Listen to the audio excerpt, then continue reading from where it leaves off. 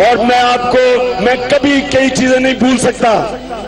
بلوچستان میں یہ پہلے بھی کہہ چکا ہوں, میں آپ کو یاد کرانا چاہتا ہوں کہ بلوچستان میں خشک سالی تھی, وہاں لوگوں کے جانور مرنے شروع ہو گئے.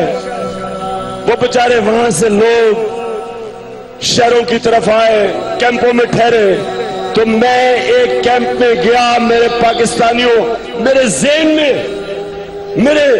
مجھے اس کی رات کو گھنانے خواب آتے تھے سوچ کے کہ جو میں نے ایک عورت کو دیکھا وہاں بال بکھرے ہوئے, پاگل بری ہوئی, رو رہی.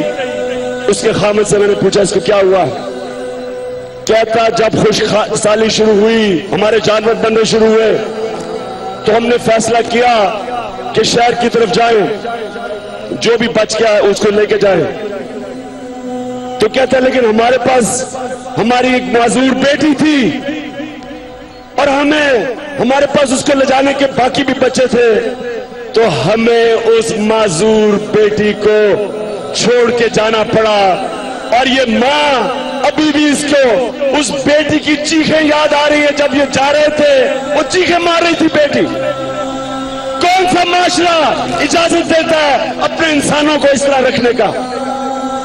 اور میں دیکھتا تھا یہاں اوپر ایوانوں کے اندر یہ شریف خاندان اور وہ زرداری خاندان اربوں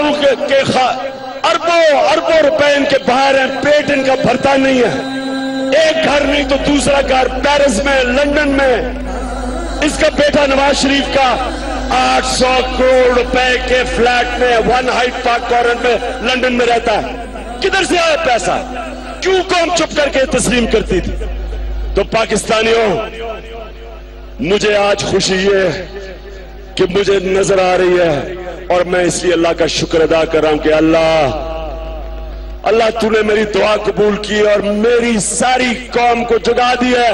اللہ تیرا شکر ہے